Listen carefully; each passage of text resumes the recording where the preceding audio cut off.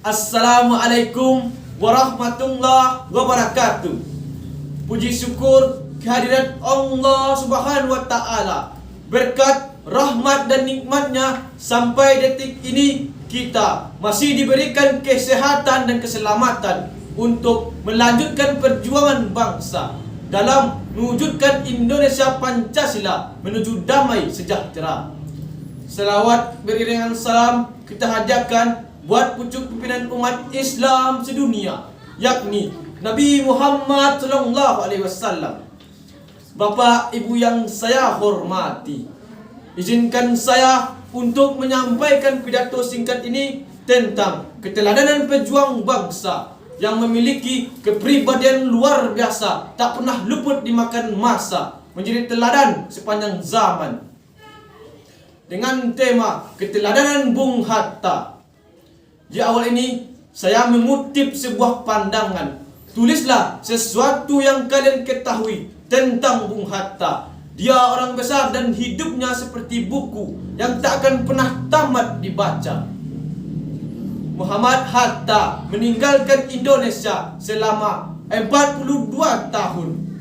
Muhammad Hatta tetap hidup dalam karya dan ukiran-ukirannya semasa ia hidup menyemai bangsa. Hatta memiliki kepribadian serius, tekun dalam mempelajari sesuatu. Hatta tak pernah menghabiskan waktunya untuk bermain-main ataupun hanya sekedar mendengarkan musik. Hatta membenamkan hidupnya pada buku-buku yang tak akan pernah beliau kesampingkan. Hadirin yang saya muliakan, Bung Hatta seorang pemikir dari latar belakang agama, pengetahuan dan kepentingan bersama. Beliau salah seorang tokoh yang terlibat dalam perumusan proklamasi Indonesia. Bung Hatta dikenal dengan Bapak Proklamator. Kesadaran politik Hatta patut untuk diacungkan jempol. Ketertarikan Hatta berkembang semenjak ia sering menghadiri ceramah-ceramah agama dan pertemuan politik. Salah satu tokoh politik yang diidolakan Hatta adalah Abdul Muiz, seorang novelis salah asuhan. Pemikiran Hatta semakin tajam karena diasah dengan bermacam-macam jenis bacaan dan diskusi-diskusi yang sering ia lakukan bersama tokoh-tokoh pergerakan asli Minangkabau. Selain dikenal dengan Bapak Proklamator, Hatta dipandang sebagai peletak konsep keadilan, keterbukaan, dan demokrasi. Pemikiran yang paling monumental adalah pentingnya mengembangkan ekonomi kerakyatan dan menemukan bentuk ideal dalam koperasi, sehingga Hatta dikenal dengan Bapak Koperasi Indonesia. Hadirin yang berbahagia, Bung Hatta sangat identik dengan kedisiplinannya. Hatta sangat disiplin. Bahkan Hatta dijadikan jam oleh para pekerja dan anaknya sendiri. Ketika Hatta berada di perkebunan, maka itu menunjukkan pukul 5 sore. Karena kecenderungan Hatta berada di perkebunan pukul 5 sore. Ketika Hatta berolahraga, berarti sudah menunjukkan pukul setengah 5 pagi. Bahkan kucing Hatta sangat mengingat jadwal makannya. Hal ini disebabkan karena Hatta selalu terbiasa melatih kucingnya disiplin. Selain dikenal dengan orang yang tekun, tidak hanya di bidang politik, tetapi juga bidang ekonomi. Pemikiran ia kembangkan semenjak ia melepaskan jabatan dan mengundurkan diri sebagai Wakil Presiden Republik Indonesia. Ia semakin giat dalam menemukan hal-hal baru dan berhasil menemukan ide-ide cemerlang.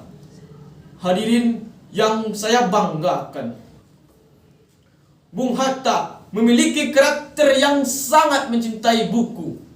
Hal ini terbukti Hatta tidak dapat hidup jika tidak berdampingan dengan buku. Ketika Hatta ditangkap dan diasingkan Belanda, justru beliau berani mengatakan, "Aku rela dipenjara asalkan bersama buku. Karena bersama buku aku bebas." Hatta mampu membaca buku 12.000 buku dengan tema yang berbeda. Di samping itu, Hatta juga seorang penulis ulung, karena Hatta pernah menulis lebih kurang dari 800 karya tulis dalam bahasa Indonesia, Inggris, dan Belanda.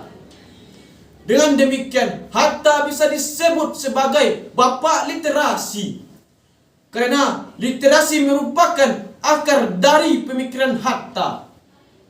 Hadirin yang saya hormati, apakah ada sosok Hatta sampai saat ini? Apakah ada penerus yang seperti Hatta? Banyak yang dapat mengkritik dari Hatta, terutama kedisiplinannya. Hatta sangat disiplin, tidak hanya untuk negara saja, tetapi juga untuk keluarga, pekerja, bahkan hewan peliharaannya. Hatta pernah menjadi wakil presiden Republik Indonesia. Tidak hanya itu yang layak dikenang dari sejarah, namun ada yang layak dikenang dari Hatta. Hatta seorang yang disiplin dalam manajemen waktu. Hatta bisa menjalankan aktivitas positif yang jarang bahkan tidak dilakukan orang lain. Demikian pidato saya. Terima kasih atas perhatiannya. Billahi taufiq wal hidayah. Assalamualaikum warahmatullahi wabarakatuh. Bismillahirrahmanirrahim. Assalamualaikum warahmatullahi wabarakatuh. Alhamdulillahilladzi lihadza wa ma kunna linahtadiya laula an hadana Allah. Ashhadu an la ilaha illallah wa ashhadu anna Muhammadan abduhu wa rasuluh la nabiyya ba'da amma ba'du. Pertama dan terutama sekali, mari kita mengucapkan puji beserta syukur kehadiran Allah yang mana beliau telah melimpahkan rahmat, nikmat, serta hidayahnya kepada kita semua, sehingga kita telah dapat pula melangkahkan kaki dan mengayunkan tangan menuju tempat yang mulia ini. Salawat berangkaikan salam kita ucapkan kepada Allah, mudah-mudahan dicurahkan kepada Nabi besar Muhammad sallallahu alaihi wasallam.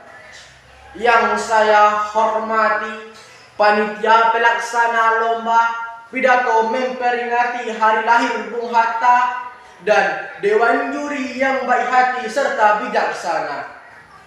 Hadirin wal hadirat harapan bangsa, alhamdulillah sudah 77 tahun yang lalu kita telah memproklamirkan kemerdekaan kita, dan 19 tahun sebelumnya telah berikrar pemuda yang dikenal dengan Sumpah Pemuda untuk pemersatu bangsa.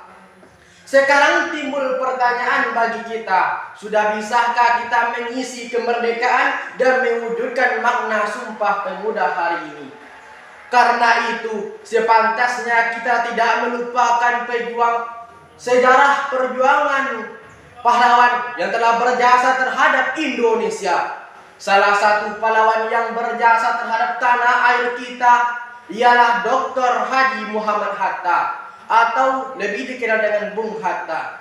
Beliau lahir di Bukit Tinggi tanggal 12 Agustus 1902. Beliau merupakan panglima besar dari kakeknya yang bernama Syekh Abdul Rahman. Tak heran apabila sejak kecil beliau telah diajarkan ilmu agama dan terdidik sebagai sosok yang disiplin dan sederhana. Pada tanggal 17 Agustus 1945, Bung Hatta bersama Soekarno resmi memproklamasikan kemerdekaan Indonesia.